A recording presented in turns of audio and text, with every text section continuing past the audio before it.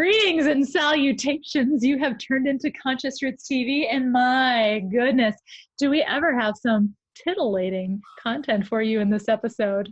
Oh my. In this episode, y'all, we're talking about how to live your best post-pandemic life. Now, we do have a caveat here.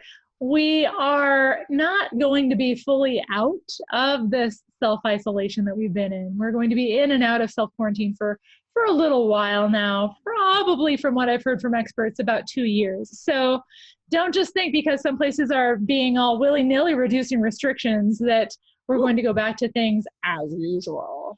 Yeah, that will not be happening. So we like to think of this episode as evergreen, or for the benefit of my beautiful gardener co-host, perennial. Yeah. It's something that you're going to want to bookmark so that you can check it out again and again and again. Exactly. So while we are sure that you've been avidly watching all of our pandemic episodes, as well as all of our episodes here on Conscious Roots TV, just in case you haven't, you're going to want to check out those episodes on pandemic privilege in particular, so that you can unpack some of the experience that you've been having as it relates to different parts of your identity. Oh, absolutely. And then when you've done that, you can dig in here. Yeah. You got homework. Yes. Now, folks, the world that we are heading into will look nothing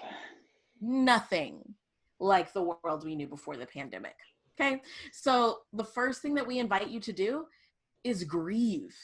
Your world will be so very different, and people will be, just for the sake of example, wearing masks, not touching as much. There will be a completely different vibe in restaurants. Shopping is going to change. And that's just a couple of things that will change as a result of this. We say that so that you can get that in your mind now, so it's not as shocking as the restrictions start to lift and you go back out into the world, but notice that the world isn't back the way it was. Ooh, right now as a society, Porscha, I just feel like so many of us are in that denial phase of the stages of grief as we move along towards acceptance eventually. Absolutely. And I think that some people in the US, perhaps along with having some blatant ignorance and narcissism, or ignorism, if you are. Yeah, we're just going to merge those two. That's fun. I think that that's why we're seeing some people in the US just throw caution to the wind and just as if nothing's happened, which is not okay. Not okay at all.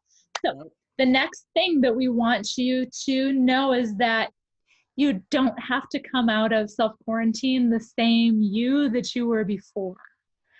Now, this is really tricky when some of your friends, maybe some of your family members, are trying to just be their same old self and go back to business as usual. But we know that this experience has changed every single one of us. And it's really important to give yourself permission to still do the things that you found that you really loved from your quarantine experience, the things that brought you a lot of joy. So maybe that looks like you are building in time each week to garden, or perhaps you realize that you don't get as much energy from going out with your friends 3 or 4 nights a week that you used to. And so it's okay to not do those things anymore. Oh, God, I love that. Absolutely.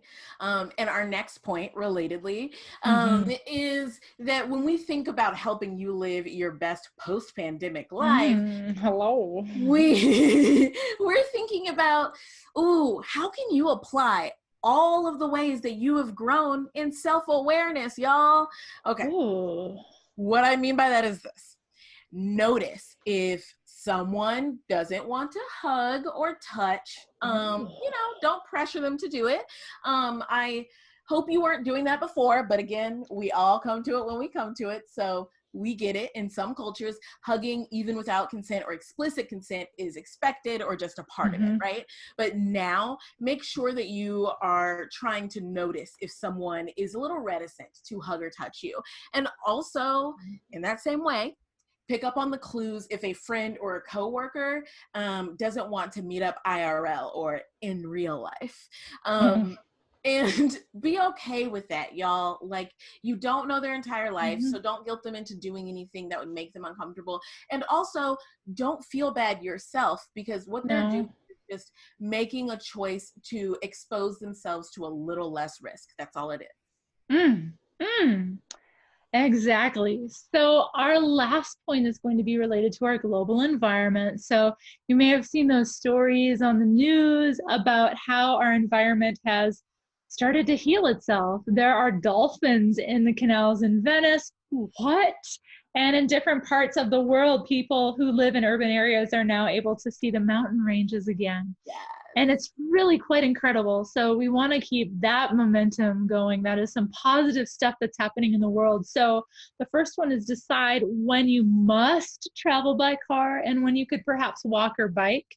I do want to shout out New Orleans here. I recently saw on Mayor Cantrell's Instagram that New Orleans had the highest reduction in emission levels in the entire country from any large urban area. And that is huge. That comes from not driving our cars everywhere. That's a big, big deal, right? Yes. So think about it. Maybe you can walk, maybe you can bike, maybe you can roller skate. Ooh. Second, decide where you can use a little less plastic every day. So for me, every single morning, I always start the day with a half a lemon and some hot water. It kickstarts my digestive system. It's amazing. We can talk later if you want to know more about this.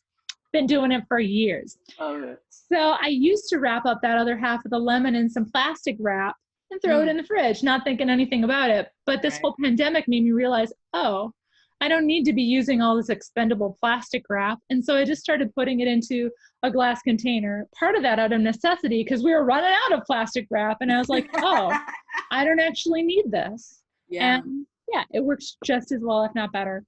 Last, maybe you think a little more critically about what you're ordering from those big box stores on the internet.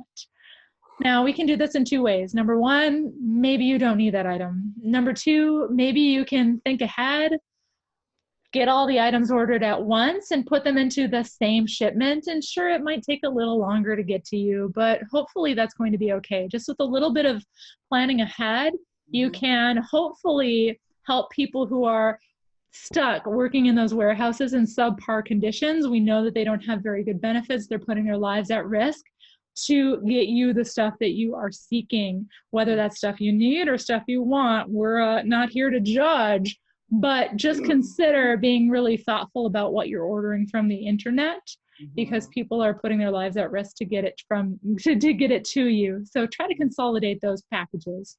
Whew, love that. Such good points. Oh my God. With all of that, we've quickly come to the close of another majestic episode of Conscious Roots TV. Time flies, right? So that's what I do it for. Why don't you go ahead and subscribe and then, binge watch the other 18 or so episodes. Ran a minute of it, I promise. Oh my gosh. Like, go pop some corn and just tuck in. So you can find us on the interwebs in the notes below. We have a website, we have an Instagram, we have a Facebook, and we have a Patreon. We're giving you a ton of free content here. So, give us a little. So, until then, thank you so much for tuning in, and thank you for being you. Bye. Bye.